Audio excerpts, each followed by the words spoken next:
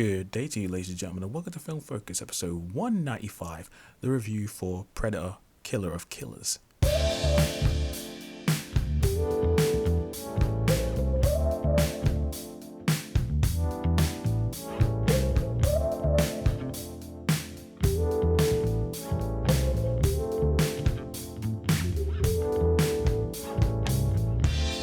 Well, hello there, ladies and gentlemen of the North, South, East and West, and welcome to another episode of Film Focus.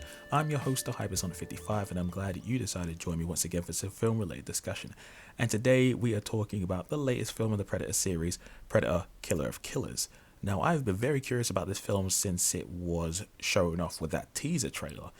I may have been aware about the film's existence prior to the teaser trailer, but seeing that first footage is what got me excited. The idea of an animated anthology film with 3 different stories in different time periods, with different warriors going up against distinctive predators, and it just ticks so many boxes for me.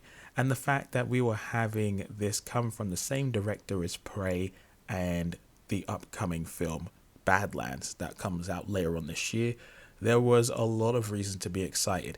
Again, from the style of the animation and at least 2 different time periods which Predator fans have wanted to see happen in some sort of film form for a while now. The stars were aligning for something good. However, after seeing the film, I did not expect it to be as good as it was. Again, I had an idea that this was going to be something that was worth paying attention to, essentially, but the fact that it turned out to be as good as it was, I was left just very pleased by the time it was over. And annoyingly, I should have had the review for this done by last week when I saw it, but you know, as with life and things and work, several things just happened, so I had to push it back a little further. But I have been buzzing about the film since last week, and I'm going to tell you about why it's good in this review. So as per usual, we'll be doing the story, characters, presentation, and overall conclusion. So without further ado, let's jump in. Okay, now it's time to talk about the story, and it can be summed up as the following. 3 unique warriors from different points in history become prey to alien killers with advanced technology, and each of them have to prove themselves in a ultimate test of survival. And that is a way for me to summarize the film without going into the area of spoilers. Now, I really enjoyed these 3 stories. Each brought a unique vibe to the table, and none of them felt too samey. And there were also some good themes relating to revenge, loss, and the bonds that tie people together. And my favourite was definitely the one set in Japan, not only because I'm partial to stories told in that time period, but also because I was quite fond of the protagonist's journey and how the Predator factored into that one. If I had to rank them, I would say that the Japanese story was my favourite, followed by the Viking one, and then the World War II story afterwards. But again, each of them was pretty good, and they were there just long enough to leave an impression and leave you wanting more. And each story had enough that you could easily have made a full film out of it, but how it was handled within this anthology story was pretty solid. Now, there's a bit more going on in the story than what's been shown in the trailers, and that's where things get really juicy. Unfortunately, I can't say what those specific things are for the sake of spoilers, but honestly, there's a lot of really cool, subtle and intriguing things that's done with the story, and by the time it was over, I was left super satisfied, and that's where this film went from being pretty good to ranking above the upper echelon of the Predator films. And man, I really want to talk to you about some of those specific things because there are a lot of cool, new, but familiar aspects that are in this story, and eagle-eyed Predator fans who know their lore will notice certain things that are shown, and you just gotta see it. You'll know what it is when you see it. And if I had any criticism of the story, I would say that there are some moments that require you to suspend your disbelief and maybe question why certain decisions were made. However, they were only minor and didn't give me too many problems in the grand scheme of things. And before we move on to the characters, I just want to highlight one of the other key things that I feel like this film did really well, and that was meaningfully expand the mythology of the universe.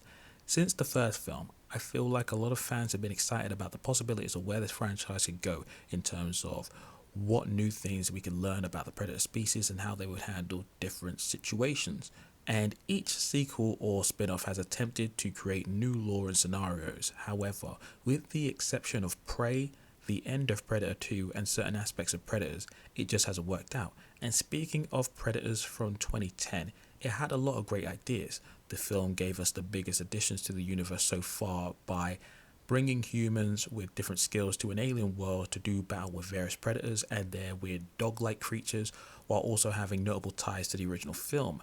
However, that film didn't execute all of its ideas as well as it could have, but it did do a far better job than The Predator did. When The Predator came out in 2018, that film attempted to change things up by introducing new lore and story ideas, but they range from the absurd to contradictory nonsense. However, with Killer of Killers, on the other hand, it presents new ideas and mythology that's not only interesting, but also entertaining, and feels in line with what came before, but also feels malleable to the point where even if there are some changes or certain things that could be looked at as inconsistencies, there is at least enough wiggle room for things to be finessed between where this film takes place and where some of the other ones take place in the timeline. Now let's move on to the characters, and I really liked them. I thought that the voice cast for this film was solid. There wasn't really any performance that felt off or disappointing. However, there's only a handful of people I really want to mention. I'm not familiar with Lindsay Levanchi, but she was really good as Ursa. She was the main character in the Viking story. Her character was tough, prideful, but also caring, and her story was emotionally charged, and seeing how her story played out was good. Next up was Kenji, who was the samurai in the Japanese story, and he was played by Louis Ozawa. And oh my gosh, like Kenji, his story had some similarities to the previous one, but it was done in a really unique and fun way, and it had some cool twists and turns and interesting themes. And having Ozawa come back to this franchise after playing a previous character in the Predator film from 2010. I didn't know it was him until I looked him up. I was like, oh wow, that's really cool that they brought him back and had like another tie to the franchise. But Ozawa did a great job in the role, and it was cool just to have him back in this universe. And finally, you have Rick Gonzalez, who did a good job as John J. Torres. And his story was a little different from everybody else, and it felt a little less dark, but it was still very thrilling and fun to watch, seeing how he had his dreams and how he wanted to go about and do his thing during this unique time in the war, and then have his encounter with the Predator as well. And then there's the presentation, and good gravy, it's really good. Visually, this film is stunning. One of the things that stood out about the film was its art and animation. The style is very distinctive with the painted texture kind of look, which I appreciate, and I've seen in certain stuff like The Wild Robot, Star Wars The Bad Batch, and Arcane. Numerous moments throughout the film are wonderfully crafted and framed to the point where most of these you could take as screenshots and make a badass wallpaper. There's also a lot of attention to detail when it comes to lighting, color scheme, character designs, and again, the texturing. And then there's the animation, which uses that lower frame rate that's become more notable since the Spider-Verse films have come out. And it's great for the most part. A lot of it is done with pretty good dynamic angles, a lot of cool tracking shots, and there's a lot of just really nice visual imagery going on. However, there were times where certain scenes or sequences felt a little choppy and not as well crafted as you would have seen in certain films that have popularized this sort of style of animation, like Puss in Boots: The Last Wish or the previous two Spider-Verse films as mentioned before. But when speaking about the action, when it was on point, it was damn good. It was unapologetically violent, over the top, and some of the kills were just fab. Again, they were really good and had a nice variety to them. And I also need to talk about the score from my man, Benjamin Wolfish. If you've been listening to this podcast for a while, you'll know that I'm a fan of his work, especially when it came to what he did with the It movies, and the Mortal Kombat reboot from 2021 was pretty solid. But yeah, I feel like his sound was great. He created a good sound for each era where the music was required, and it just elevated what happens on screen. And there was also some cues to the OG film score from Alan Silvestri, which I also appreciated. So to conclude, Predator Killer of Killers is a damn good movie, and I would highly recommend it. it continues to push the series forward in a positive way. And I know some people will dismiss this film because it's animated or consider it to be a lesser experience because it's not live action. However, that mindset is wrong, and you'd be doing yourself a disservice by skipping this film. The Predator franchise seems to be going through a bit of a renaissance.